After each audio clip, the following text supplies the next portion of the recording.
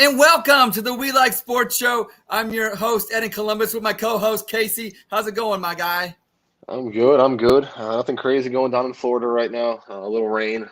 But other than that, we're doing good. No problems. How about you, Ed? How's Columbus treating you? Columbus treating us well. Actually, I got a heat wave coming, though, tomorrow and like the next couple of days. It's going to be 90 degrees. First time all summer that it's actually been summer. So, get that AC going, get the electric bills up. That's always fun. I run that all year long, so. That's true. That's true. So what am I complaining about? But you know what? Got to pay the bills. How do you pay the electric? Got to pay the bills. Casey, show the guns. Because you know what? Look at that right there. Do you need a pre-workout? The We Like Sports Show and Titan Nutrition have teamed up. So head over to titannutrition.net/We Like Sports. Get 10% off your order. So got to do that. You want to look like Casey. You want to look hot for this summer because it's heating up. So head over to Titan Nutrition. And also, don't forget to check out the Snooze You Lose podcast with Uncle Joe, the Black Bookie. He has you set for a Sunday Snooze You Lose pick of the week. Surely add sports entertainment bang to your buck when you got more cash in the pocket. So it's always That's right. Only in the states it's legal in.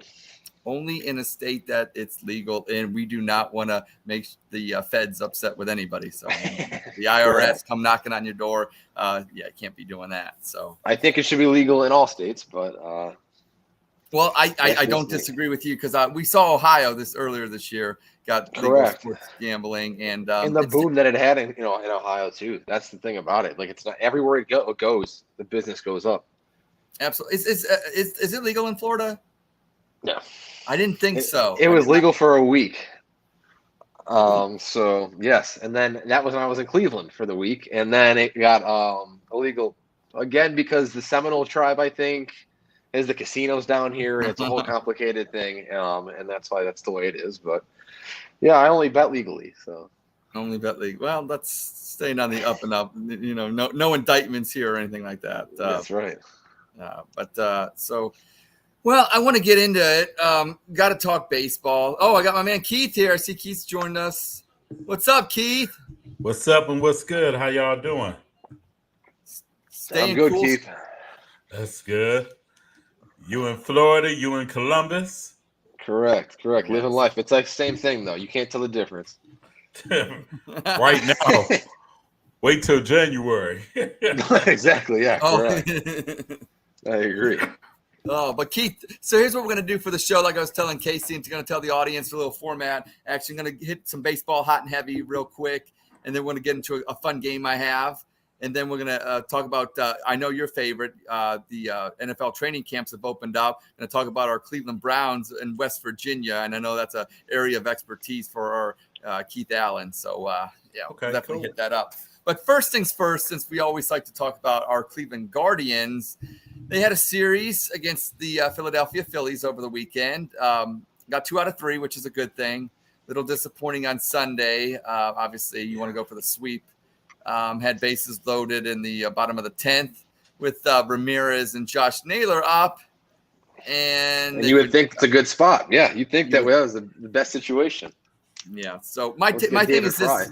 My thing is this, Casey. I'll start with you. What's your takeaways about the Guardians right now? The state of the Guardians right now, and I know breaking news: Shane Bieber has been put on the 60-day list. And don't confuse that with Break Ed news. So do not confuse that with Break Ed. Thank you. 2 different things. But yes, we've got Shane Bieber out for 60 days. Not late September, I think. Yeah, September 10th, I think, is the earliest he can come back. Yeah, it was the ETA, right? So that's tough. That is tough. Otherwise, those young arms.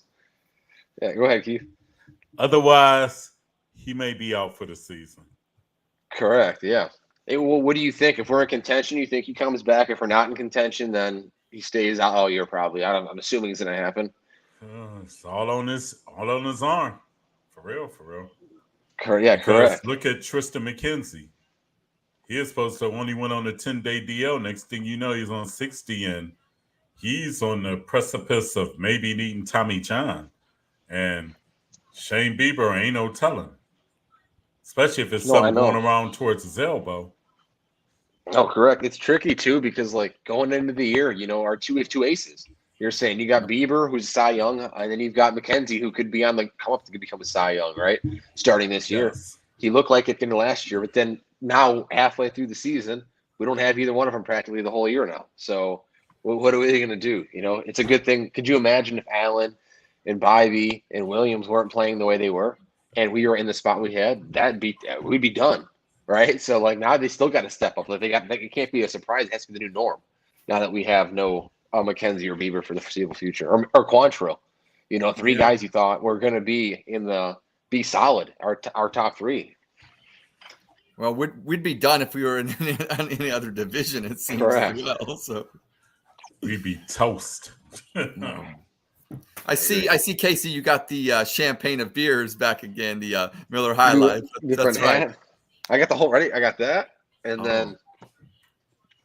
Wow! Look, Miller High Life. If you're looking for sponsors, the We Like Sports show, and I'll even drink one next week if we get. That's right. You see that spot right down next to Keith under Ed. That's a perfect spot for a Miller High Life logo. Miller High Life, yeah. Living the high life. That's right. But and then right up here too.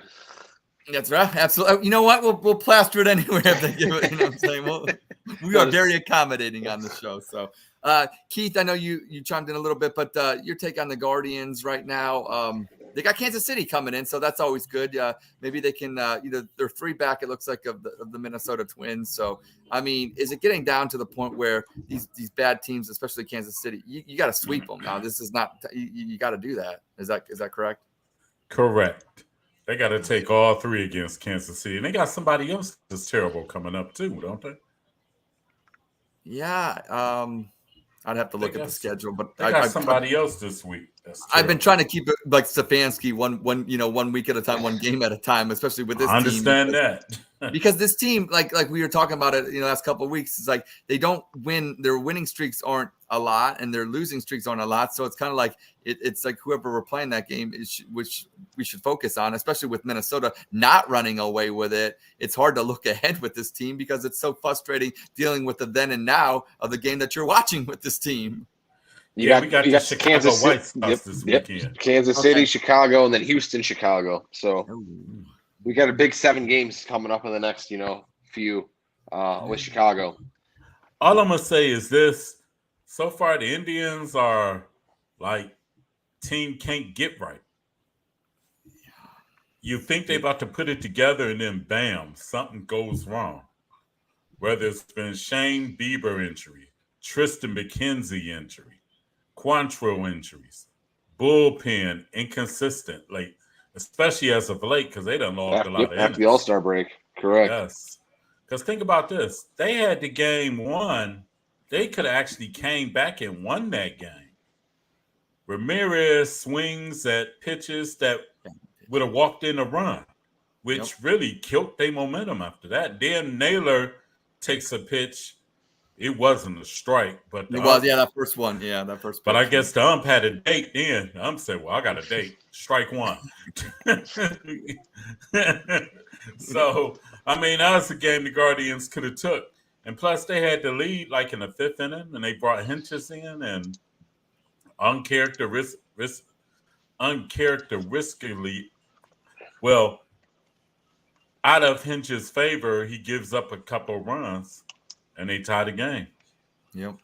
Well, I mean, that seems like the characteristic of this team this year. You got players that come in and, they underperform in certain areas, and then other players have to pick them up. Like Ramirez, should have hopefully in the 10th inning. He didn't do that. And vice versa. And that's why this team is floundering at 500 because, the ebbs and flows, the ups and downs of this team. Like I said, it's maddening what's going on, because I think any other year, it just seems like, we would be at least, 5 games above 500 or at least at this point. And then we can be after this week, though, well, if we do what we need. Yeah. So, I mean, I don't know. Maybe that's what the doctor ordered the Kansas City Royals, who I was looking at the records because let's do this. We adopt on the show. We've adopted the AL West, and I was looking at the AL West. We'll give it the rundown. The Texas Rangers are still in first place, 3.5 over Houston. Seattle, they play Houston this week too. Yeah, they play Houston tonight. Seattle, the Angels, and then Oakland obviously is in last place. But I was looking at this, Casey and Keith. I thought this was very interesting. Now, Oakland lost, I think, yesterday, which at one point before they had lost, and because Kansas City had lost already, they had the same identical record of 28-73. So it won't be long. Maybe Kansas City actually finishes, with the worst record in baseball. And to our friends out in the Bay that's trying to save their franchise, maybe that'll help. They had another protest at the game. I saw. I screenshotted it, but our buddy from Oakland posted about it. It was the Giants Hernandez. He caught a home run ball too. I saw. Lucky day. He's got another one going in his on his wall. Then. Well, you know what? Hey, I say this, and I know. Hopefully, he's don't take too much of offense to this, but how hard is it to catch a home run ball when it's just you fighting your family members? Correct. I saw the one game that he had his club seats, and he had like a whole table in front of him of just like snacks and everything for himself. And then the person commented on it. Like, is your tickets 1/3 of his ticket sales this season? And he's like, are you the only person in those club seats for the whole game? Wow. But they had a Bay Area type protest where they wanted to have, the Giants and the A's, and they were going to, in the 5th inning, be dead silent. And then after the first batter, sell the team. So, and they had a pretty good turnout. I saw when I saw it posted. So. Hasn't most of the Oakland offense been dead silent all year? Correct. Yes. But I mean, look who you got. What do you expect? Yeah, that's true. Yes. But let's go into this. Yeah, it is very sad. Let's go into so we're going to talk some trade rumors and rumblings, and I saw this. The Cincinnati Reds have made it known to some outlets that maybe Jonathan India would be available. As a Guardians fan, Casey, would you be interested in the services of second baseman Jonathan India? Because they're looking for some pitching. In return? Yeah. Let's see what India's. Yeah, I'm looking at. Let's see what he's batting this year. Because he's like 251, I think, with like 14 home runs. I think 250. Dead on 251. I did my homework. Correct. So I mean, that's not bad. And he's only 26. So he's still pretty. And young. also too, he's under contract, I think, through 2026. Ooh. Yeah, so it would be I think it's not bad, but you think that's what we need? You think India would put us over the slope there you got? I don't think this year, maybe. I think this year, if we got to get past the Twins and we got to just win games scrappy and probably have a first-round exit in the playoffs if we do make it. But I think moving forward, like obviously with the Bieber injury, hopefully Tristan McKenzie can come back. I think looking in the next 2 to 3 year window, having a player like him on the team would definitely help, win more ball games, and especially as in the AL Central where you don't have to win too many ball games to win the division. I don't see in a player that's probably not making that much money is under contract through 2026. Why not? True. I mean, he's a good ball player, and I don't know. I mean, Ahmed Rosario is not going to be here after this year. I saw that. What's it called? Snell and Hader are on the hotline too, because you got the Padres aren't doing what they should be. What you think? It's kind of like as the Cardinals, but you thought the Padres had a chance to be a contending team this year, so they think they might get rid of one of those two. I think that's best case scenario, but I don't think we're getting either one of them. Truthfully, like Snell is lights out this year, and Hader's got a below 1 ERA. So I think that wouldn't be. I might take one of them over India. Truthfully. Yeah, well, I'm glad you said to point, Casey and Keith, that when we're talking about the Guardians, it has been rumored that they're looking for a complimentary bat and another starting pitcher. So to what Casey's saying out there with going pitching over another complimentary bat, I think that you might actually be right, especially with Bieber going down. I mean, this rotation, which was set to be, the crown jewel of what was going on in the corner of Carnegie and Ontario, isn't looking so shiny anymore this year, is it, Keith? Nope. One thing you only can go year to year. Honestly, though, I would be interested in India because you got him for the next couple of years, and also you can move Jimenez back to short. Yes. Thank you. I was going to get into that, Keith. We think alike. And India can play second, and he got some pop in the bat. Little pop, yeah. because Something, if you look at our Kwan's infielders, got some pop in his bat. What are you talking about? Kwan's got like 3 or 4 homers this year. I like I Kwan. think he's juicing. I do too. But I like Kwan, but if you have India at second and Jimenez at short and Jose at third, all you got to do is now, I like Josh, but I don't like him at first. But you're going to be stuck with Josh and Bill next year because Bell's picking up the option. Yeah, probably. He's definitely picking up the option. And you got to look at it. India might not require maybe but a AAA or AA prospect or two. Yeah. And the Guardians got him.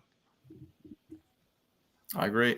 And they can trade him one of their middle infielders in the farm system that they got a glut of those. Bad joke alert. I got more pop than Miles Straw. I'm telling you, man, Miles Straw, that's my... I can't help it. Miles Straw is my Dak Prescott. He's turning into Dak Prescott. He's turning into Isaac Okoro. He's turning he's not. To Baker Mayfield. He's people in Cleveland are getting very upset with him. And I'm not. Same with Ahmed Rosario. It's kind of like it's easy to kind of go after those guys because it just is. I mean, I don't make the rules. I don't make the rules, Casey. I don't make them. Okay. If we got rid of them and replaced them, I don't think it's that big of a diff. Like, I don't think we'd be that great. Like, so here, you want Jonathan India, right? I want Jonathan India. 251, right? 14 bombs, right? Casey, 14 bombs on the Guardians. What is that? Maybe a third or fourth most home runs? I agree. That's second behind Josh Naylor and tied with Jose. Thank you. I agree. Okay, but again, Miles Straw is hitting 241, which is just 10 points below, and he had 0 home runs, obviously, right? But you look at the defense, right? I still think his defense that he gets in those infield singles, they're going to come into play. Look at that World Series in 2016. Michael Martinez. Oh, he's got to leg that out. He's got to leg that out. I'm telling you. You put Miles Straw there, you might have outran that, might have got, I'm just telling you, those infield singles can come into play. But Casey, those Jimenez bunt when he hit it like that.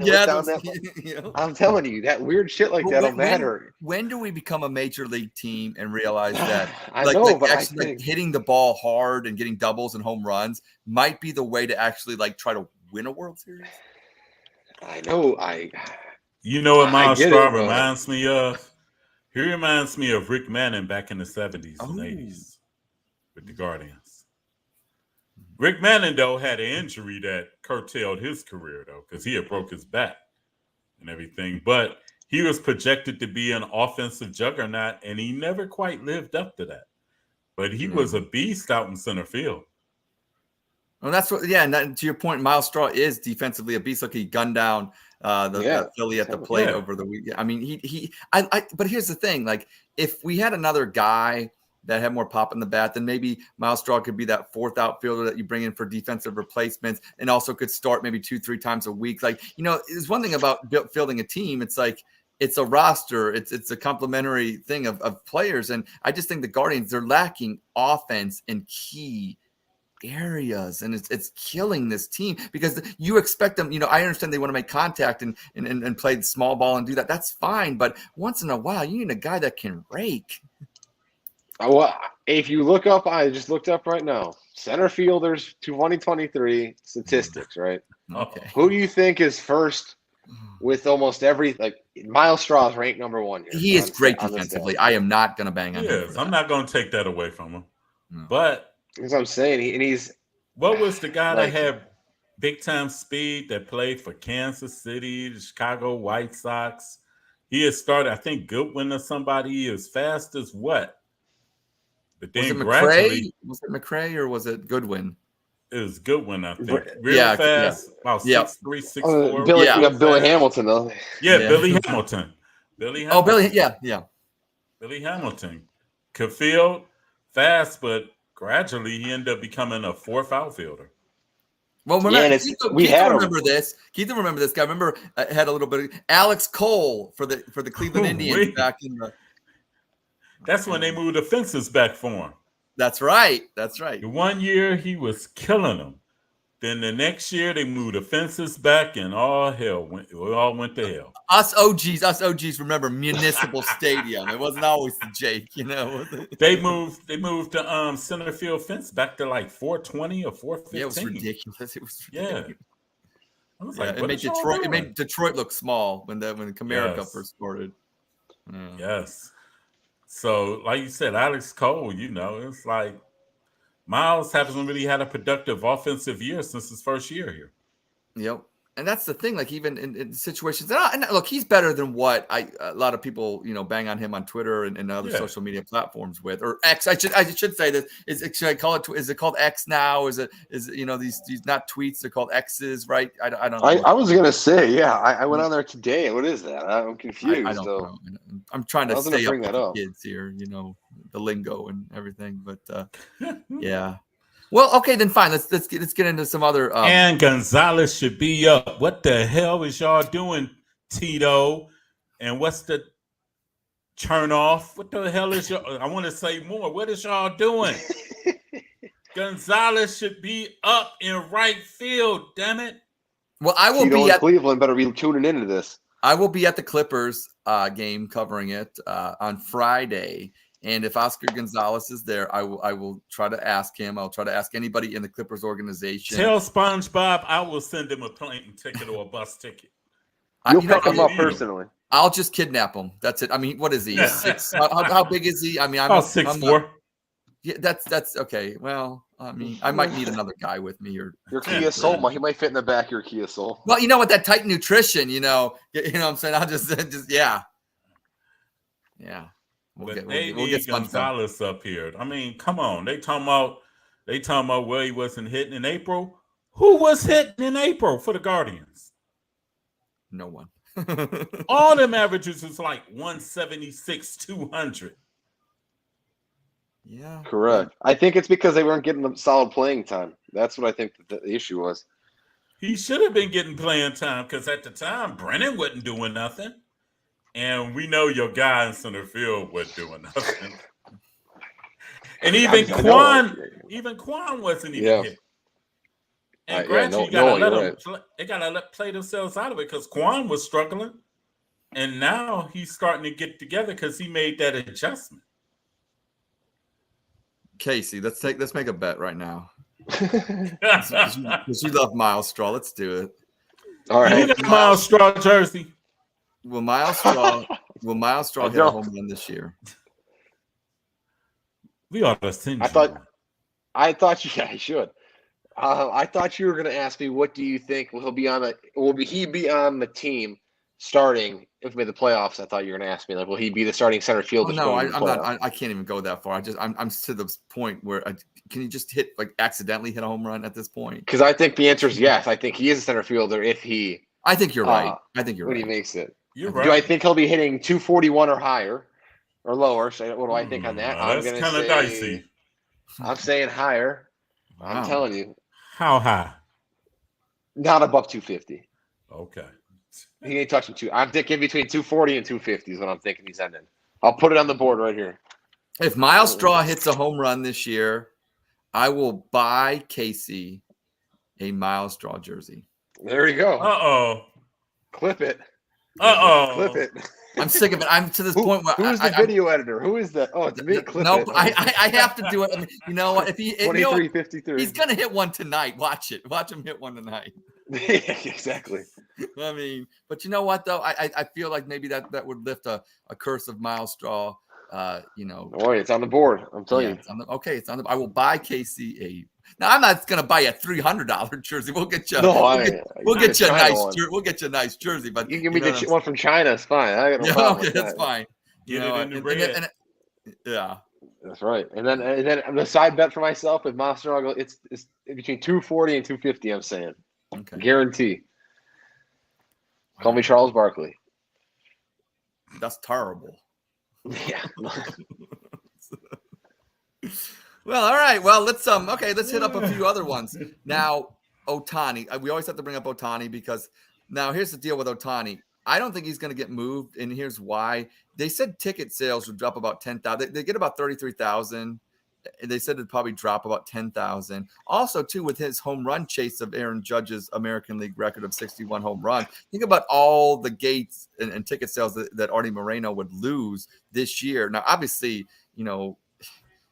not doing anything and losing in the free agency, you're not getting anything for him. So you got to capitalize them on this year. I don't even think it's about making the playoffs anymore. I think it's about that historic home run chase and trying to maximize, and also too with the Japanese advertising and things like that, business wise. I think you just got to try to recoup any dollar you can. And it probably won't have anything to do with on the field success for the Angels. I mean, what are your thoughts about that, guys? You think they're going to trade him? I don't think they will. I don't think they will. So he's minus 300 to keep him. That's the favorite. Like after August 1st, the favorite team is going to be the Angels. But I don't know. It's well, what would you? What would you trade him for? Like, I guess. I mean, we don't. Saying, like, I mean, that's the thing. It's like, gosh, he's so. It's a thing that blows too in the NBA. I'm only going to the Heat. Right? Yep. Like, what are you getting in return when I'm saying I'm only going to one team? Right? Sure, he's not saying it, but like, I'm going to two. I'm still going to play for the Dodgers or the Yankees. Right? So honestly, if you say that, that's who's competing. It's just two teams. Why would you trade? You come in the offseason for free. Honestly, I know a dark horse team in that race. Who? Seattle Mariners. I've heard that. Is it Ichiro? I heard that.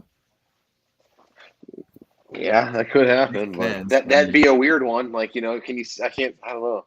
Trading him to a division foe. And it's tough to see If Seattle. you leave as a free agent, then he's gonna. Yeah, you can go there. And that burns even more because then they got to see him more. The Angels have to re-sign Ohtani. They got to figure that out. Yeah. They have to. That would be like.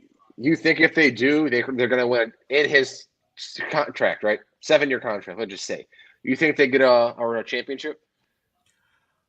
They got to do a lot of other things. That's what I'm saying. So if you're the Angels. I know. I don't know. You think he's a better chance? You put him on the 4 teams you named, right? Dodgers, Yankees, Seattle, and the Angels. If you had to put them in the order, what team? I think the Angels are last. And also, you might think about the Chicago Cubs too. I wouldn't go. I'm curious what the odds are for them.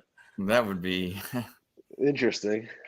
That would be. What about so I've heard about now I don't think this is likely, but the Mets now they're not like we talked about the Padres. That's what Jeff Fletcher told us was Ed, you read my mind. Yep. Ed, you read my mind. I was about to say the Mets. I wouldn't be shocked. I thought you were going to say the Mets instead of the Mariners, and you brought that up. But I tell you, Jeff Fletcher said to us, and he's close with Shohei. Yep. Like he said that he thinks the Mets could be a team because of the owner of the Mets was the old owner of the Angels. Yep. Or GM or something like that. So that's the connection that, could be there.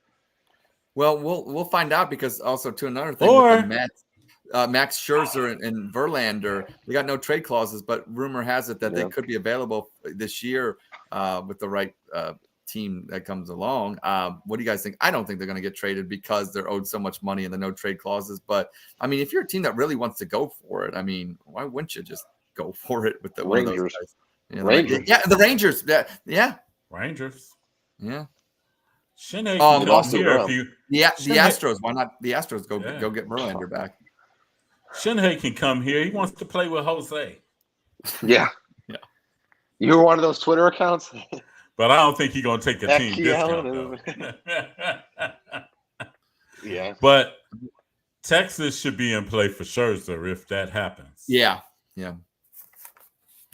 Because some just tells me that right now, as is, Texas is in first place. But if the Astros get healthy and maintain health, they're going to overtake Texas. Yeah, they're only 3.5 back right now. So, I mean, Houston's got the experience, too. Like, it's the track record. It's like the Warriors, it's. What about we keep mentioning the Guardians making a move or not making a move or they say they're going to hopefully, but what about the Twins? And the Twins are in first and they're looking to add an outfielder and Carlson of the Cardinals is somebody that they're looking at. If the Twins make a move, it almost makes it where the Guardians have to counter and then make a move. Like I could see it where the Guardians don't make any moves that the Twins don't. But if the Twins make a move, especially first, I think it almost puts pressure on Cleveland to make a move because then you're putting up the white flag for the season if you don't do anything. And think about this. Minnesota made moves last year. Yeah, they did. During the trade deadline. So I don't put it past them. Yeah, they seem to always make, especially with a bat, they always try to get somebody in there. But we'll see. Mariners figuring. Go ahead, Keith. Minnesota's probably figuring we got the Guardians right where we want them. Both their top frontline pitchers is hurt, and they ain't got nothing but a bunch of rookies. That's true. And hey, if we can keep Buxton upright and healthy, we'll win the division.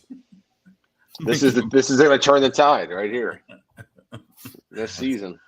And then the last team that I want to hit on, the Baltimore Orioles, the surprising Baltimore Orioles. Now they don't want to, from what I'm hearing, is they don't want to mortgage the future because they look at their team and they think they could be good for the next decade. But I was about to say, rumblings for prospects. Maybe for lefty Jordan Montgomery of the Cardinals, if they could land him. Oh, geez, that would be quite, because there's a chance. I mean, I don't think you would never have thought the last two teams, the Red Sox and the Yankees, going into this year, in the AL East. Well, it's a sad day. It's a sad crazy day for the Reggie it's weird. Fan. It's weird. It's like I think teams. You look at teams like Baltimore. You look at teams like Texas. I think they're built for the regular season. They're built for the regular season, but I think they're maybe an arm away from being, that competitive team in the postseason. So I think it'll be very interesting. It's going to be an arms race per se, and whoever can land a big time arm, I think will have that advantage come playoff baseball time. And I think that's because I think they're going to make. I mean, I don't think Baltimore's a fluke anymore. I don't think Texas is a fluke anymore. I think they've kind of gotten past that proverbial hurdle of showing who they are. Pretender or contender. I think they're a contender, and now it's kind of be up to them to make themselves a World Series contender. And I think with a big arm, and so I think the GMs are on the phones. I think it's heating up. I can't wait. August 1st is the deadline, but it'll be interesting. I mean, final thoughts on MLB free agency, because I try to carpet bomb it with these teams, and especially how they interact with our Guardians and things like that. But I mean, if you look, I'm going to go through because we talk about the teams around the league. You go to pretenders and contenders. Yeah. You got we talked 2 months ago, I think maybe about who do we think is going to win. I should pull that back up and see what we were saying. Look if it matches now, right? But it's the Brewers, Reds, Cubs, Cardinals, Pirates, right? The Pirates are at the top. When we started talking 2 months ago, I think the Pirates are first or second, right? No, 11 and a half games back. Brewers were third, I believe. Well, they didn't sign me. See, that's the thing with the Pirates. They didn't give me a call. I'm telling you. You had the NL East, the Braves, Marlins, Phillies, Mets, Nationals, right? The Marlins were up there. I think the Marlins and the Braves were almost real close, if not swapping back and forth around that time. NL West, the Dodgers, Diamondbacks, Giants, Padres, Rockies. I mean, the Dodgers are 4 ahead. We thought the Giants might have came up and did something. The Diamondbacks were, I think, in first. And we said, are they a contender or a pretender? They're in the wild card right now, but they're slipping down. And then you got, our division we talk about enough. That's what it is, right? The AL Central I don't need to talk about. AL East, travesty of a division. That's what I'm saying. That's the division we're in, and I'm going to skip over it. But we got the AL East. You got the Orioles, Rays, Blue Jays, Red Sox, Yankees. We didn't think the Orioles were the answer. We thought the Rays, because they've shown it in the regular season, that's a contender. Well, you thought the Yankees or Red Sox were going to step up. And the last one is our favorite AL West. You got the Rangers, Astros, Angels, Mariners, Athletics. We've said, it's the Astros to win, we think. We now see the Rangers were on, they're not just playing on a hot streak like the Pirates were, but you never know. That one's a tricky one, but they're both making the playoffs. Yeah. Right? It's a sad day in Yankee Nation. No Aaron Judge. Oh. Josh Donaldson's probably gone for the rest of the year. For his career, maybe. He might be done. Is that a tear in your eye, Keith? Is that a tear? That's why that face is making. You can tell. Yeah, he's very sad. I can see him. It's a sad day. Yeah, it's so sad. So sad. So sad. People ask me, how did I become a Yankee fan? And I said, well, when I was about 8 or 9, I went to go see the Yankees at the old stadium. As a matter of fact, Ron Guidry was pitching. Dude threw a 4-hit shutout. Nice. Then my father bought me and my cousin a pennant, Yankee pennants. And after that,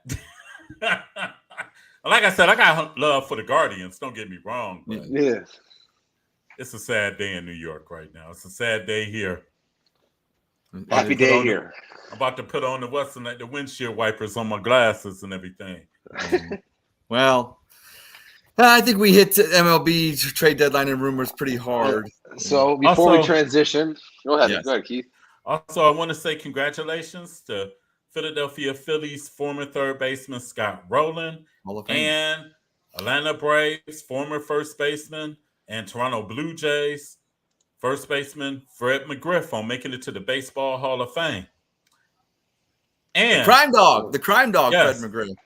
And I got a message for these baseball writers that do the voting. Get off your moral compass and put these other guys from the 90s and early 2000s in the Hall of Fame. Matter of fact, all those people that they excluding saved the game when they went on strike in 94. Put them, I want to see Barry in. I want to see Manny Ramirez in. I want to see Roger Clemens in. They was dogging way before they got the juicing or whatever. I want to see who else? Mark McGuire in. Rafael Palmeiro in. Sammy Sosa in. Yep. And I'm not even really big fan of Sammy Sosa. And first and foremost, they need to put Pete Rose in, goddammit. Speaking truth, he ain't doing no different. Hey, bringing it 100. Keith is doing that. I can't lie. He ain't doing nothing no different than what they're doing now. You could bet at every Major League Baseball game right now. Except in Florida. Yeah, exactly. I know that firsthand. But come on now. Speaking of Hall of Famers, possible Hall of Famers, things like that. Keith, you've been on the last 2 weeks, so we know we had our little thing I did with random Indians players, right? 2004 was Ronnie Belliard. Then I went with Matt Lawton, right? Last week. Yep. So we're sticking on the 2004 Cleveland Indians here. Oh, wasn't they sorry back then?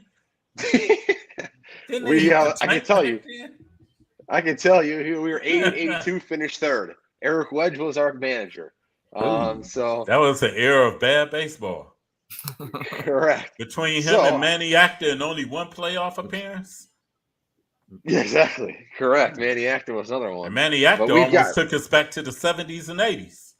Correct. And you look at, I was looking at Francona. Francona's coached more years with us, managed, than he did with the Red Sox. So he should now be known as the Cleveland manager, not Boston, you know. But I saw that. I think it was 14-11 or something. Yeah, them 2 World Series titles going to trump everything. Correct. Exactly. But so the questions I have for you guys are, remember the 2 All-Stars on our team were, like I said, Belliard and Lawton that year. So who do you think the top 3 in batting average were on this team this year? Now you had to have played appearances at least 485. In 2004? 2004. Who do you think? I think I should advise would be smart to run around the bases, right? See who played those positions, and if you get the name right, I'll tell you that they did start in that team. All right. You know 2 of them. You know 2 people on the starting lineup. Yeah. Matt Lawton, Belliard and Lawton. Yeah. Yeah. So there's your second base in your right field. Could it be Carlos Martinez? You mean Victor Martinez? Victor Martinez. My fault. What about? He is 4th, hitting 283.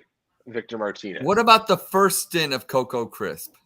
Yes, Coco Crisp is number 2. He hit 297 that year. Oh wow! Could it be 15 home runs? 15 home runs. Wow. Coco Crisp, 15 home runs, 297. Could it be Gronk? I just knew he was around 300. So. Could it be Shrek? Travis Hafner? Yes, Travis Hafner is number 1 hitting DH. hitting 311. Mm. He had a Travis few Hafner good hitting years. 311. Yes. To me, I could 28 homers, 3 triples. Travis Hafner hitting 3 triples is crazy to me. And around that time, wasn't Grady Sizemore there too? No, not yet. He came So the next year. He I came believe, in 05, 06. So you got 1, 2, 4, 5, 6 guessed already. You just need 3. He hit 291, 7 home runs. Was he an infielder?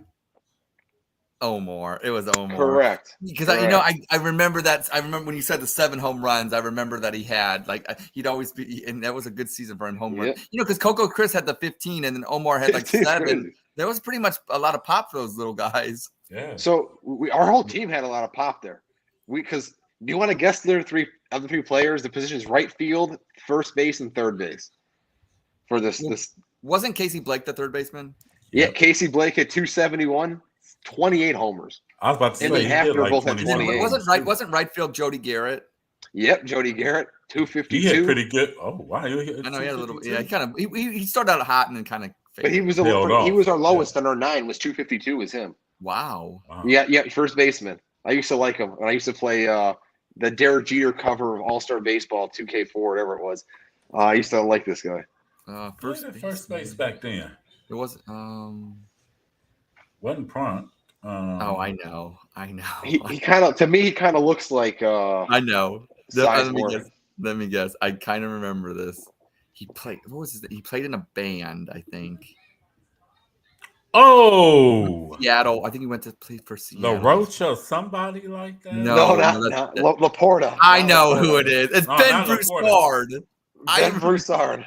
Yep. Wow. From Texas, yeah. And then our ace that year was Jake Westbrook. I love Jake Westbrook. I loved him. Westbrook, CC, Cliff Lee. Yeah. Didn't Scott they have Earlton. Justin Masterson too? No, not yet. They had Jason Davis. It was Westbrook. Jason Davis, Lee, that's right. Yeah. Ellerton and Davis. And then our closer was Bob Wickman. Bob Wiki time. And our setup man was Dave Risky and Rafael Betancourt. Risky was good. And Wickman had a 4.25 ERA as our closer. So what was our record again that year? 80-82. Oh, that's right. That will conclude our 2004 Cleveland Indians 3-week in a row challenge here. But I'll find another maybe basketball. 2004 Cleveland Cavs. I like it. 2004 party like it's 2004. That's right. We like sports show. America's Top 40. 2004. That'd be LeBron time. Yep. So stay tuned for next week for the 2004 Cleveland Cavs trivia. Yes. And if you go 2004, that's probably when. Well, I'll wait till next week. Get you too excited here. I know something that is in 2004, and I think I'm starting to hear it. Casey, I know Keith. I think you can hear it. That's right. It's time for Breaking News. This is Eddie Columbus with your We Like Sports. Breaking News. Raiders quarterback Jimmy Garoppolo locked in $33 million fully guaranteed by passing his physical. The Raiders should make sure the backup is locked in with the playbook since Jimmy G will probably get hurt again.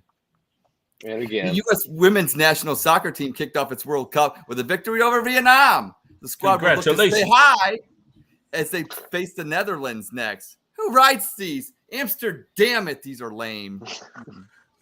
According to media reports, the Cleveland Guardians will look to be buyers at the MLB trade deadline. They do realize that buying means spending real dollars, like real dollars. Ooh. And finally, the Open Championship at Royal Liverpool was won by University of Georgia alum Brian Harmon. Who says that Bulldog athletes can't drive? This is Eddie Columbus with you. We like sports. Breaking news.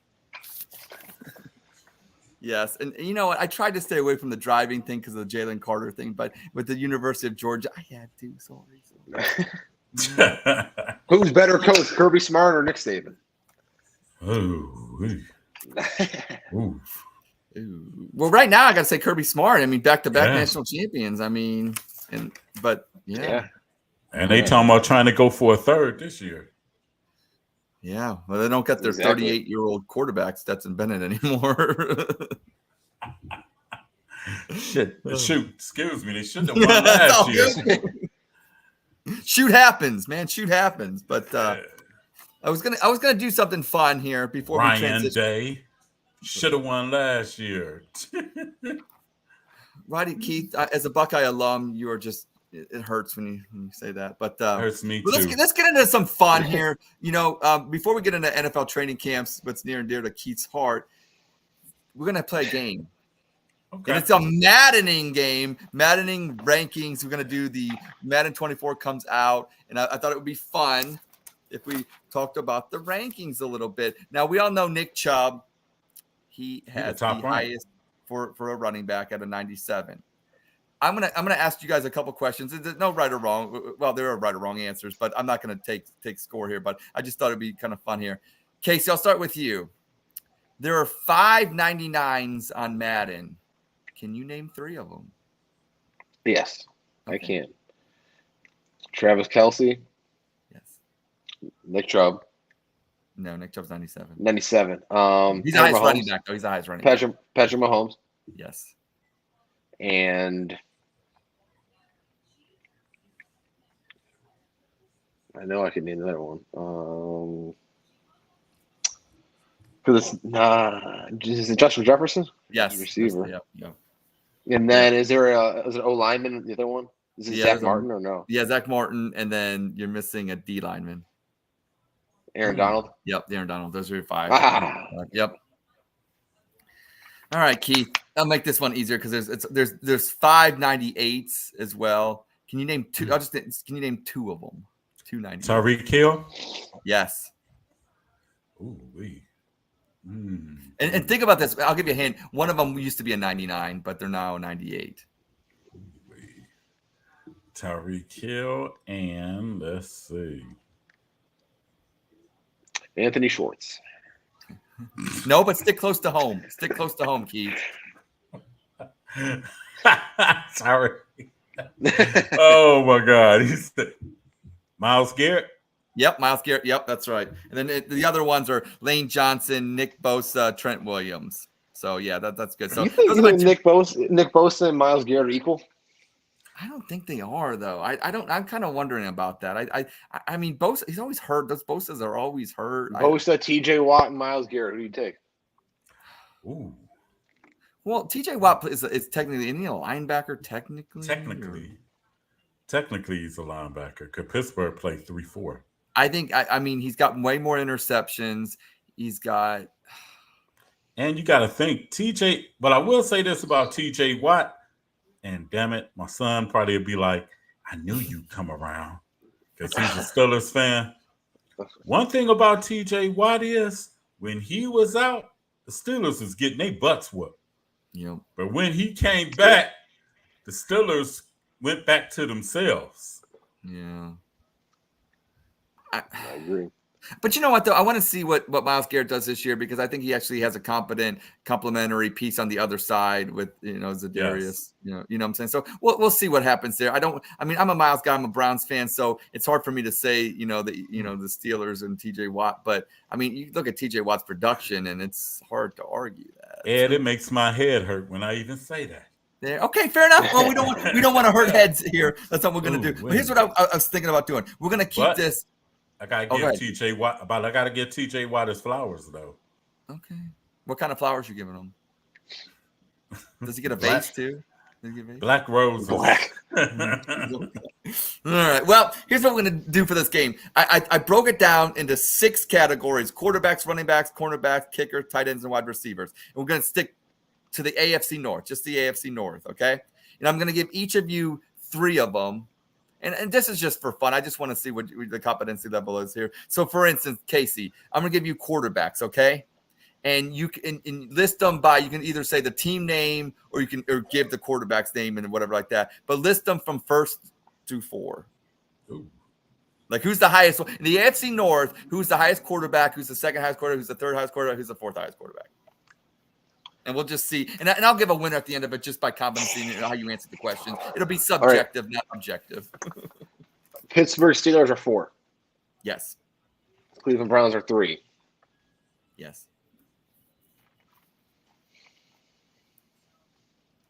This is the one. I'm going to say Lamar Jackson's 2 and then Burrow's 1.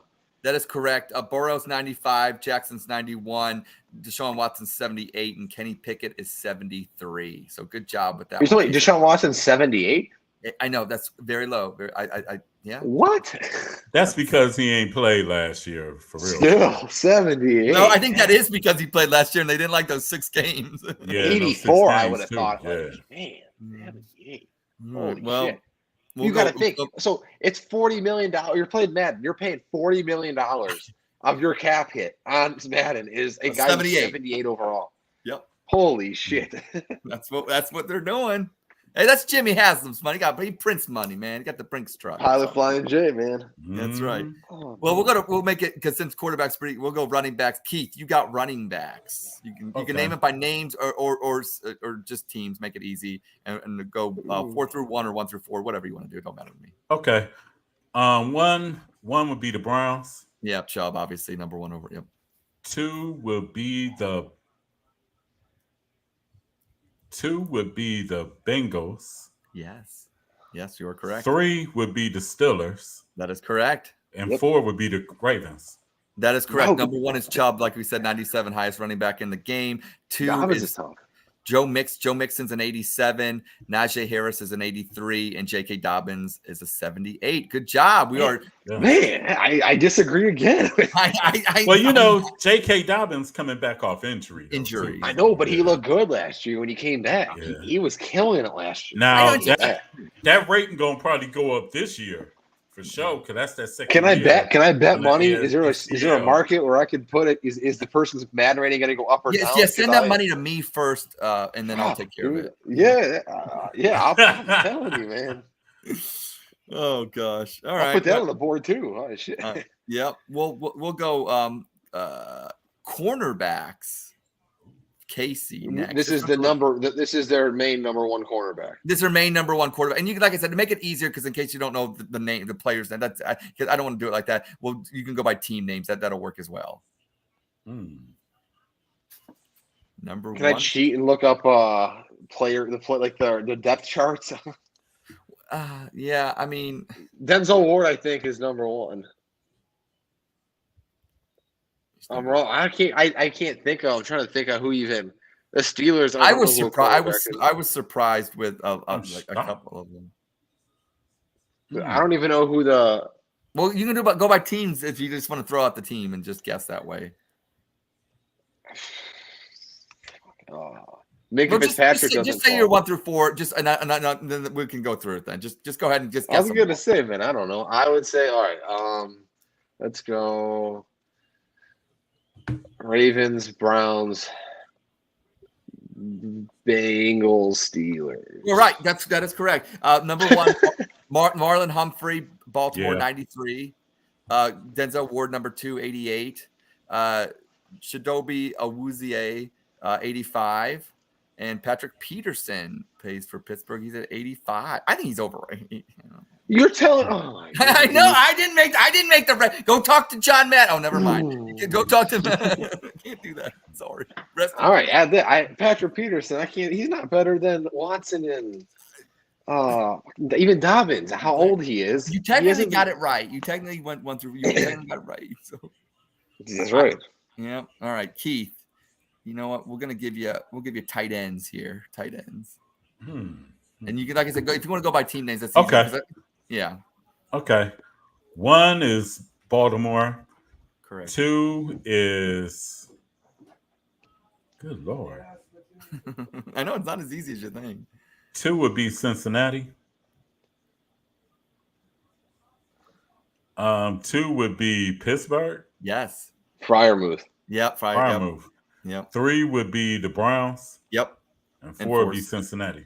Yep, because Andrews is a 95, Freiermuth is a 85, and Njoku's an 84, and then Cincinnati, they got Irv Smith Jr. at 75 is their highest. That's right, because they tied in from last year, left last. That's right, yeah. Remember Tyler Eifert? He was tough. Yep. Yeah. When he wasn't hurt. And Njoku, it's time to earn that money. Ain't nobody said nothing about your money. That's right. Harrison Bryant. We got 2 more categories because this is so much fun. I can see your faces and you're eating this up. You want wide receivers or kickers? Now, wide receivers there's a catch to that, but if you pick it, then I'll let you know. You want kickers or wide receivers? You know what? I'll let Keith have wide receivers. All right, so you want kickers? Okay, go ahead, Casey, with kickers. Tucker.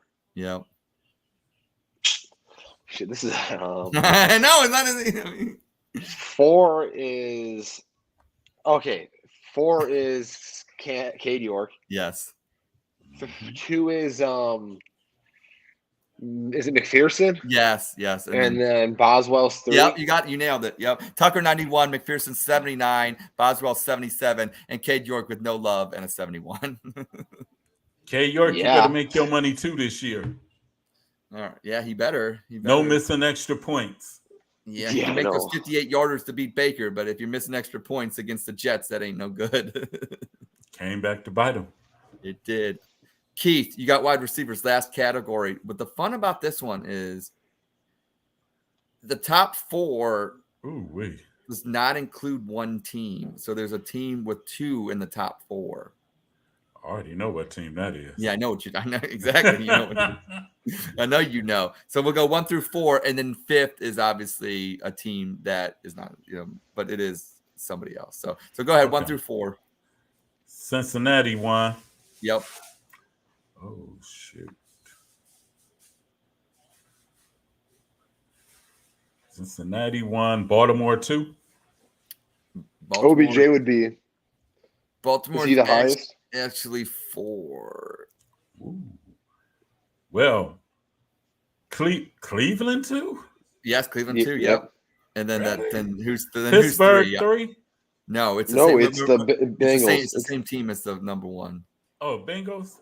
Yep, it's Bengals and then 1 and 3. Yep. So T. Higgins. Yep. So what it is? Yep. So Jamar Chase, number 1 at a 94. Amari Cooper, 2 at a 91. Higgins, 87. OBJ, 85. And then then Pittsburgh don't come in until Pickens. Deontay Johnson at 82. What, Pickens isn't above Deontay Johnson? No. What the fuck? You're telling me OBJ, who hasn't played, is an 80, whatever the hell you said for, and I ain't buying that. I didn't make. I'm gonna double check. I ain't buying Ed's game this year. All right, I ain't buying. Well, I'm 100. I'm protesting. He got a rating of 8. They got Pickens at 80. So Deontay Johnson is the highest stealer at 82. I can't believe that. I know. Well, like I said, either go out and buy the game or just hate on the game. I don't care what you do. Deontay Johnson dropped too many passes. Well, hopefully he dropped a lot of them against the Browns. Yeah, September 18th. That's right. Corey Coleman. Yeah.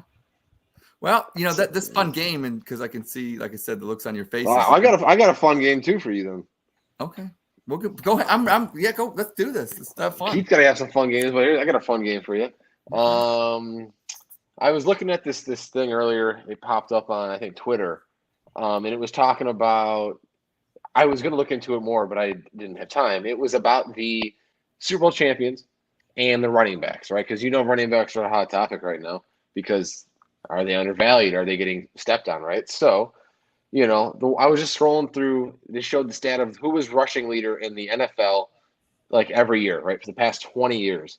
And I know a lot of the names going through there, right, like almost every one of them, except for one that stood out to me. And that was in 2003. So we're sticking around that 2004 range when I was 6 years old. You love that time period, don't you?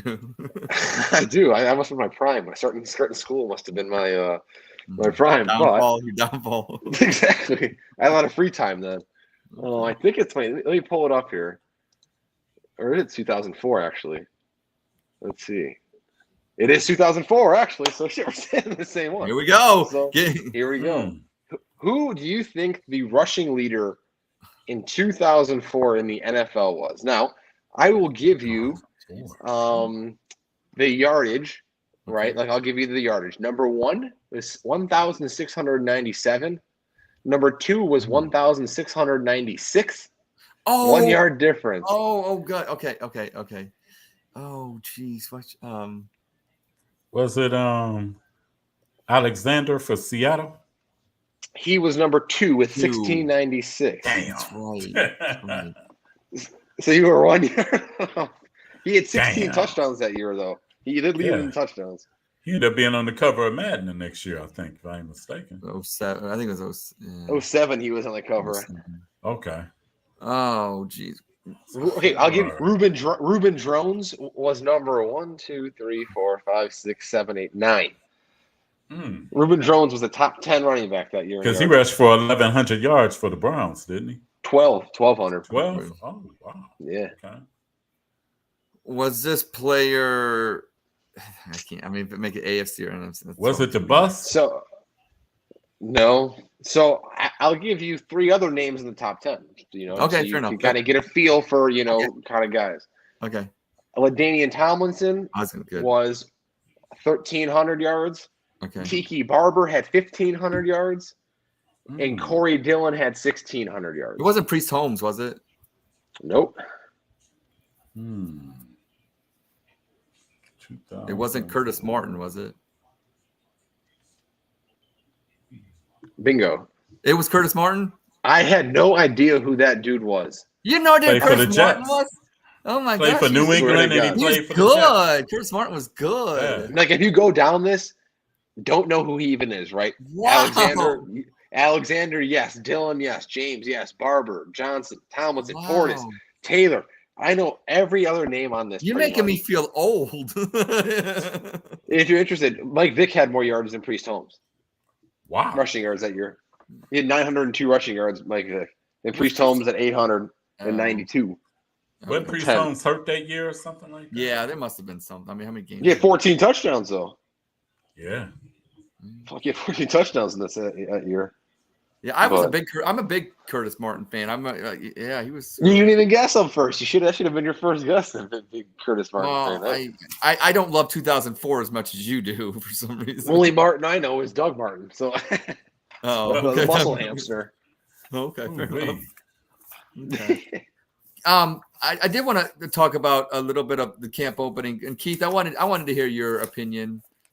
This can be more like I want more of a editorial kind of more of a how you feel about this, because I want to go off and say the Browns are in West Virginia, and everybody on Twitter is like, well, the team is bonding and they're going White River rafting and they're doing this and it's fun, and I'm getting to the point where the team can like each other and that's fine, but does that necessarily translate into wins come September, October? I'm to the point where, I'm seeing a lot of this on social media. And look, I'm glad the team likes each other. That's great.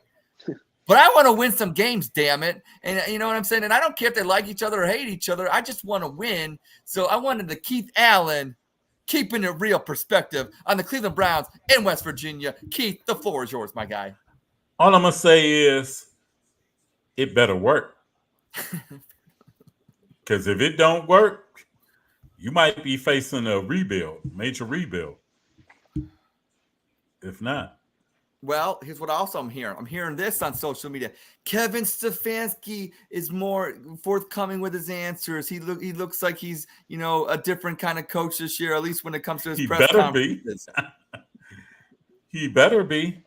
Because Kevin Stefanski, and like I said in my article last week, he has to show that he can lead men, which he hasn't proven at all. And plus now, there's no Baker Mayfield to blame. There's no OBJ to blame. There's no Joe Woods to blame or Mike Prefer. It's Kevin. Who do you think's got better success? And Barry then gave him, hypothetically on paper, everything that he needs to where this team should at least, at the very low end, win 10 games.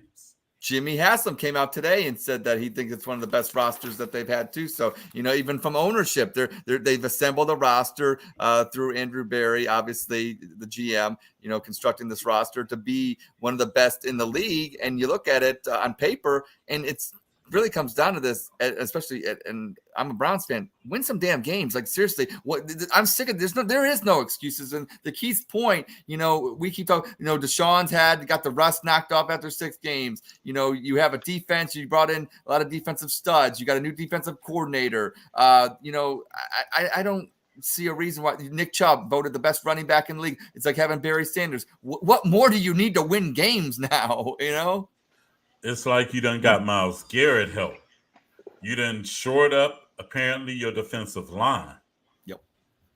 Only position that I'm worried about and concerned about is the linebacking position. Well, because everybody then came back from season-ending injuries. You got what's his face back from injury? Taki. Yeah, Taki. No, and that's ACL. He ain't gonna be the same at first. JOK.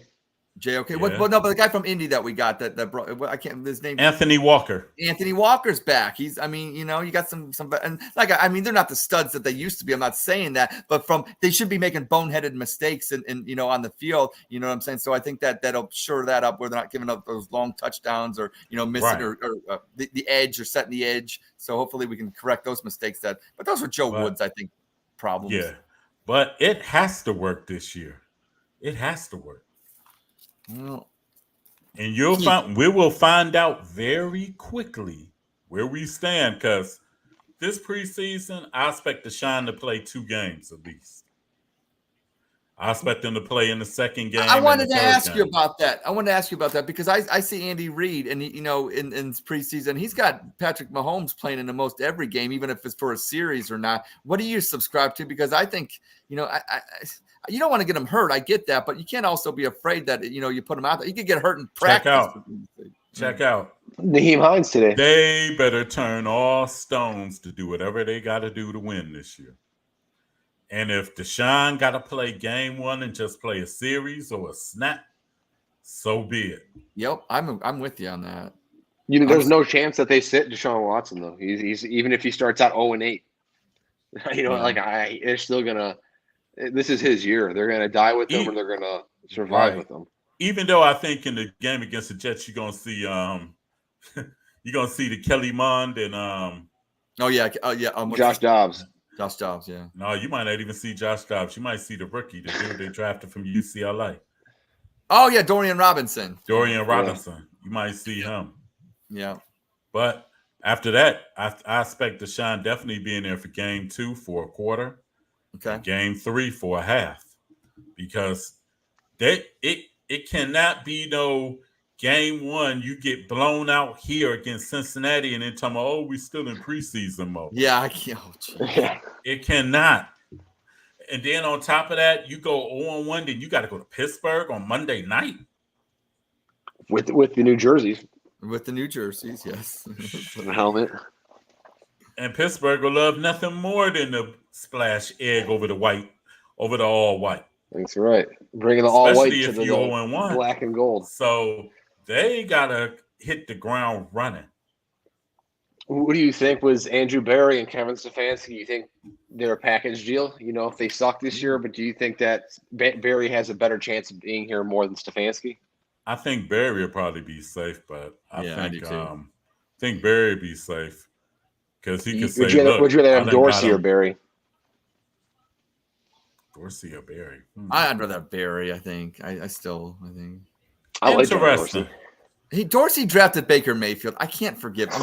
You hate Baker Mayfield. No, here's the reason. But Dorsey made 2 mistakes. One, he drafted Baker Mayfield. 2, he gave a franchise to Baker Mayfield and hired Freddie Kitchens as head coach. Yes. Kitchens was a bad decision. That's unforgivable. That's just sorry. Yeah, but Stefanski, what is he then? Is he just is he a product of the system that was good in Minnesota? If he hasn't done anything for us, and we have a good team, and he's not getting to the full potential he should be at. I think Stefanski's good if the players were robots, but unfortunately, the NFL game is a bunch of humans that actually have. I don't know. I like Stefanski. I think he says all the right things. I think his play calls they're good a lot of times, but the problem is either not executed properly or things like that. And always something seems to go wrong, and that's where the leader of men come in. That's why you look at Pittsburgh, look at Mike Tomlin. A lot of things go wrong in Pittsburgh over these last decade, but you know what? When you have a leader, he overcomes that. And I haven't seen those leadership qualities in Stefanski yet. I haven't seen anything where he's overcome something. Now he's fine when he's winning. And like I said, even in the COVID year, he had the big lead in Pittsburgh. He wasn't even at the game. He was in his basement, so that's the thing. I'm not a Stefanski hater. I just need to see an instance where he's overcome something where these other coaches have. That's all. And it's like, can Stefanski get a game the Browns are not supposed to get? Thank you. You got to win games in the NFL. Sometimes things don't go right. You got to come out with the W no matter what. It just seems like Stefanski, everything has to go right for him to win always. And I'll tell you something to this. Them last 2 years, and the Browns went 8-9 and 7-10. They went 8-9 with Baker Mayfield's arm torn off. Yep. And had he made a few better choices, Stefanski, that team could have won about 12 Here's games. an idea. You're the coach. Don't play him. How about that? Right. Then last year they went 7-10, but easily could have went 11-6 or 10-7. They could have. Yeah. Because you think they need you, Ed. That's what they need. Because the last 2 years, Casey, you're my offensive coordinator. Keith, you're my defensive coordinator. I'm sick of this. We're going to Berea. We're making the playoff. Think about the last 2 years, and it makes me cringe when I say this. If the Browns would have had either Mike Tomlin as head coach or Harbaugh, that's in Baltimore, as the head coach, they'd have been in the playoffs the last 2 years. Think about it. Harbaugh almost stole one out of Cincinnati without Lamar. Yes. Yeah, Tyler Huntley. Just happened to be a fluky play that got them over the top. Yeah, that fumble in the 98 yards. Yeah. Think about it. Tomlin had a rookie quarterback. That team, no way in hell, should have been 9-8. Small hands. Kenny Pickett. Nothing. Yeah, I agree with you. But even Roethlisberger, you had him, and he blew. Like the last 2 years he played. You were running with him and Mason Rudolph, and they still weren't below 500. It's the thing with it. Like, it was winning the division. Yeah, that's what I'm saying. You look back at the last time that he had a good a top 10 quarterback, right? The last time that Tomlin had top 10 quarterback, when is that? Whatever Roethlisberger 5 years ago, because recently they said he wasn't. Yeah, and he still hasn't dropped below 500. Think about that's the crazy thing. Tomlin lost Mike Wallace, Antonio Brown, Plexico Burris. And Do it, Casey. Pittsburgh, and the Steelers are probably like the Cleveland Guardians of the NFL, where they don't like to pay nobody. They don't. They don't like to pay nobody. They pay T.J. Watt like we paid Jose Ramirez, and that's all they're going to pay. Right, Marcus Wheaton. That was another one. Marcus Wheaton. There's another one. Martavius Bryant, but Martavius Bryant. But Martavius Bryant was kicking it with Josh Gordon all the time. So hey, That's what I'm saying. Exactly. Sounds like fun to me. That's all I know. Yeah, well, you're not an NFL quarterback. Well, the difference is also, but I'm like Kenny Pickett. Unlike Kenny Pickett, I wear gloves, not mittens. That's Trey Archer from Kent State. Yep. He should have won the Heisman. Martavis Bryant, yeah. Marcus Wheaton, I told you. Yep. Sammy Coates. Darius Hayward Bay. Yeah, I mean, Tomlin got it done every year. Yep. Remember the one year when Ben got hurt? There was no way they should have finished at 500. But he got them to finish at 500 with Mason Rudolph and what is the other guy's name? Duck Hodges. Duck Hodges. Quack, quack. That's right. So it ain't. Yeah, this year, true. It is now or never for Kevin. So yeah, since 2019, they haven't had a quarterback. The Steelers, because Roethlisberger in 2018 put up career numbers, highest in his career. He put up 5,000 yards, and then next year he hit 350, got hurt, and then he had 3,800 and 3,800. So really, they haven't. I would take 3,800. I wish Deshaun Watson would throw for 3,800. Well, I'm just saying though, compared to his normal. If you look at I know. his normal, fives and fours. Yeah, Well, that's what this season's all about. And to Keith's point, it's all on Stefanski. Watson and Stefanski revamped this offense, and a lot of it is what Deshaun wanted. So if we're not seeing the results that, at least with the offense, it's going to be some heads rolling in Berea, I think. If Jacoby Brissett had a better season last year than he has this year, Brissett was 500. Yeah. And if we have the best team on paper that we've had, according to paper champs, we've had that for the last 5 years. Yep. According to Ed Haslam over there. Yeah. I mean, Ed and D Haslam. That's right. That's right. No, Jimmy, but like I said, making it rain. That's right. Let's see it, Ed. Let's see it.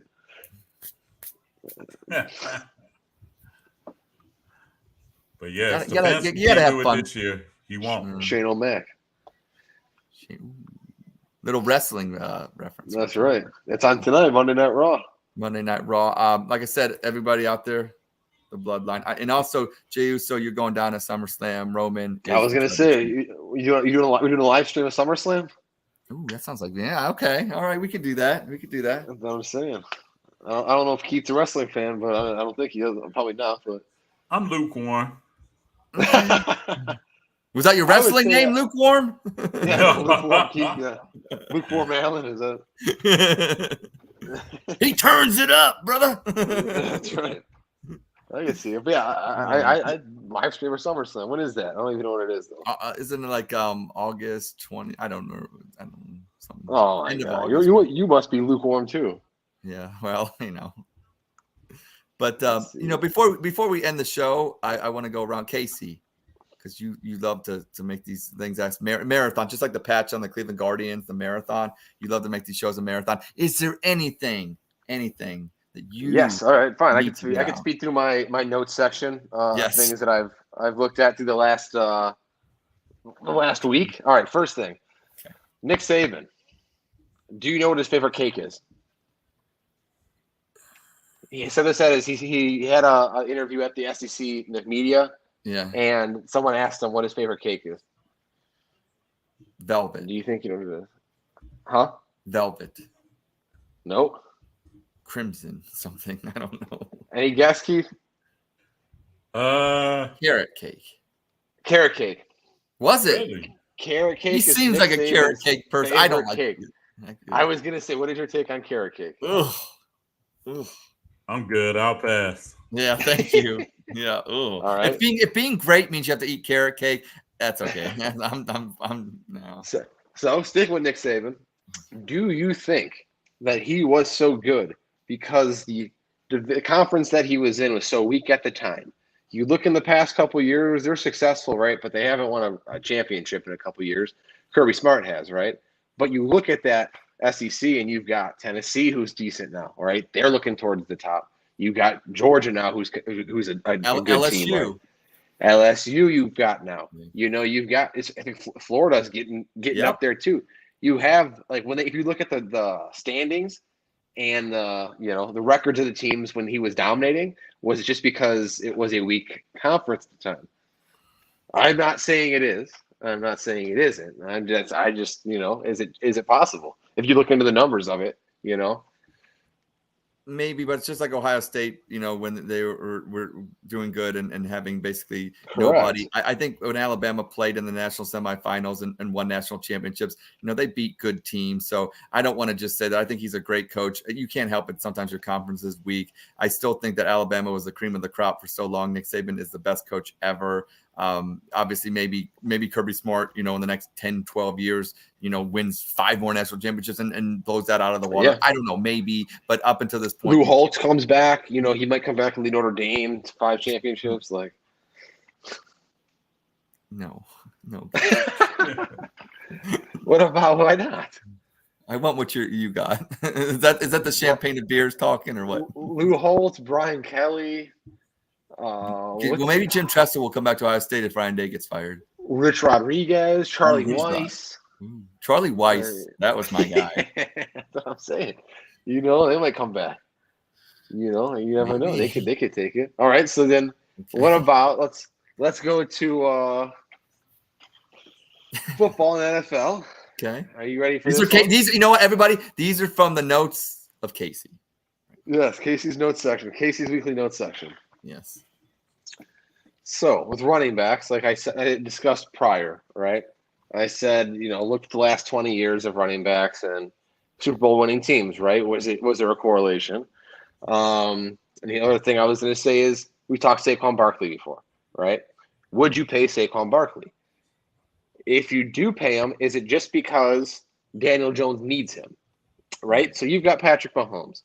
The running back doesn't matter for Patrick Mahomes, right? Correct. I don't think it does. For Lamar Jackson, does the running back really matter? No, he is the running back. Correct. Not so much. Back. It's like an extra piece, right? Yep. But you look at Daniel Jones, you look at Baker Mayfield, you look at Dak Prescott, right? You look at those kind of guys. I think it matters the running back you have next to him because they play off each other, right? Yeah. So Daniel Jones, like we said before, without Saquon, he's not as good as he is with Saquon, right? And Saquon's played 80% of his team's running back snaps the last year. That's unheard of, realistically, right? Because Chubb's not running 80% of the time if we have a run play, So for Saquon to have that many times, the ball in his hand and the effect he has not on him, just on his numbers himself with the team and Daniel Jones, do you think that matters? It depends what team they're on. If you put Saquon on the Chiefs, do you think it would be a bigger of a deal if they, lost him? I'm going to answer this before Keith does. We'll make it very simple. Once they decided to pay Danny Dimes, they should have paid Saquon Barkley. I think that they need each other. I don't think Danny Dimes by himself can get it done. I think you eloquently pointed out why that is the case. And once the New York Giants brass decided that we're going to re-sign Danny Dimes for, and I think that, that's the going rate of a quarterback. It's like the Kirk Cousins thing. You got to pay him the 40 to 45 million. I get that. But, to your point, Saquon Barkley was obviously he makes Danny Dimes better. And yeah, I don't think you mess with the formula. So yeah, I think you have to pay him. Absolutely. What do you think, Keith? Pay the man. Couldn't have said it better myself. Pay the man. Correct. But do you think they should pay all those running backs? Who? All those running backs? Ezekiel Elliott, Dalvin Cook, Austin Eckler. It all depends on the situation. It all depends on the situation. Exactly. Because Zeke was on a trajectory down. Dalvin Cook was still doing his thing. But it's crazy that we're in training camp now. And I heard a rumor Kareem Hunt might be going to the Cowboys. Is that? I believe it. I wouldn't be surprised. Yeah. So because he goes for veterans minimum. Yeah. Well, yeah. So it's perfect. You said Kareem Hunt, right? Yeah. So, but now I want to transition to what I was saying with the Super Bowl situation, right? Last 10 years. Yeah. All right. Super Bowl winner last year, Kansas City Chiefs. Right. Can you name the running back from last year? Yeah, like a bunch of that's Isaiah Pacheco. Pacheco, McKinnon. Yeah. All right. Yeah. Not big. Rushing leader, Josh Jacobs, Las Vegas Raiders. How did they end up?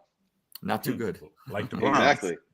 2021, rushing leader, Jonathan Taylor. Yep. How did the Colts do? Not too hot. They did not make Super Bowl champion, they did. Los Angeles Rams. Who did they have at running back? They had a bet. They had like three of them. They had Cam Akers. Yeah, Cam Akers. There you go. Then you go to the year before, Tampa Bay. Then you've got Derrick Henry. Tampa Bay running backs, just like the Patriots. Who are they? Leonard. It wasn't Mike Allstat. Leonard Fournette, Jones. Yeah, it was like I said, a trio, a bevy of running backs. Exactly. Yeah, exactly. Chiefs for the year before. Still, it's the same kind of situation. Kind of by committee. Yeah, that's what I'm saying. And it was Derrick Henry again, right? Year before, Ezekiel Elliott. Who won that one? The New England Patriots. Yep. Right? The Patriots never have running backs with any name. Then it was the Eagles in 2018. The only running back that Patriots had a name with was Corey Dillon. Yep, correct. And Curtis Martin back in the day. And Curtis Martin. There you go, your boy. So I was running the next 5 years. You had the Eagles, or the Eagles won that in 2018. 2017 was New England. Then it was Denver, New England, Seattle, Baltimore. It was the last 10 years, right? None of them had big name running backs except for Seattle, I would say. Yeah, I would agree with that. Yeah, I think, and then if you look at the rushing leaders those years, Ezekiel Elliott, Kareem Hunt, Adrian Peterson, DeMarco Murray, LaShawn McCoy. Mm-hmm. If I had to tell you, I don't think one of them, maybe McCoy or DeMarco Murray, have a ring. McCoy does. Yeah, that's it. But he wasn't. He wasn't the main guy by that time. That's what I'm saying. Yeah, my point. So you look at that, and I mean, sad to say, you go back even more. Maurice Jones-Drew doesn't have a ring. Arian Foster, Chris Johnson, Adrian Peterson. That's all up to 2008, right? The rushing leaders, none of them have really rings. Mm-hmm. What does that say? Why would you pay, those kind of those guys that money? Plus now, a lot of them people are not even first round picks no more. Chubb's not a first round pick. Yeah. Sonny Michel was picked before him. Yeah. That's the crazy thing about that. And then, I mean, if you look at like quarterbacks, I'm sure the top quarterbacks are the ones that have rings with number wise too, so it's kind of crazy. Do you say that, like, I see the reason why they're not paying them, right? I understand the reason they're not paying them. But you look at, because you're a hater.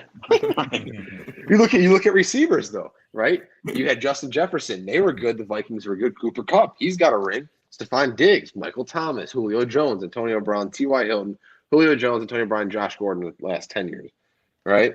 I mean, I'm sure that more receivers have rings than running backs, but even then, not many of them do have them.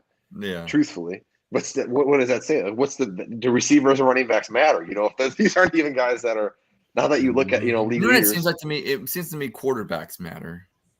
Well, yeah, and it's more than just two. You can't win with just a receiver and a running back. Exactly right. You need a whole offensive line, defensive line, defense. This shows right there it's a team sport. Yeah. Because you could have that stuff. Unlike basketball, basketball you could have two dudes that are. Yeah, you could have a Jamar Chase, T. Higgins, and Joe Burrow, and you're set. You could put them on the Cardinals in the NBA. Right. That's what I'm saying. You're making the difference. But even Burrow hasn't got it done yet. Correct, but it's so hard. There's only 32 quarterbacks and one ring every year. Well, I think Burrow gets it done before Colt McCoy. Keith got his McCoy jersey, so I had to wear it that time when James Harrison put him into the middle of next week. Had tears in my eyes. There you go. Yeah, I don't. What was worse, that or the Yankees now? I don't know.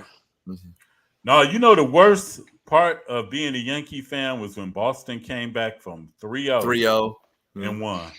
What was that? 2004. Oh my gosh, that's Casey's favorite year. That's why Keith don't want to remember 2004. No, I don't.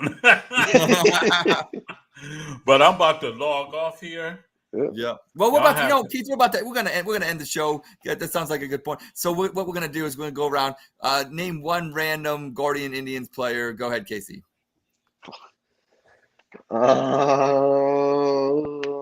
Josh Barfield. Keith. Second baseman. Name him from which year? Whenever. 2004. No. We don't have to do this. Albert Bell. That's a good one. And I'll go with the knuckleballer Tom Candiotti because the Candy Man can. The great back in the old days at the old stadium. That's right. But I want to thank everybody. I want to thank Casey. I want to thank Keith. I want to thank everybody that tuned in to watch the We Like Sports show. Catch us every Mondays at 5:30. And everybody have a great week. And catch us on Twitter. Shoot us, any suggestions, anything, any sports topics, any ideas, or just tell us how great we are. Or Dak Prescott. You can tell me how I'm wrong about Dak Prescott and Josh Allen. You can feel free to do that as well. You could do that as well. You could talk bad about Casey and his bad sports takes. That's always welcome. Always welcome. But we will see you next Monday at 5:30. Everybody have a great week, and so long. See ya.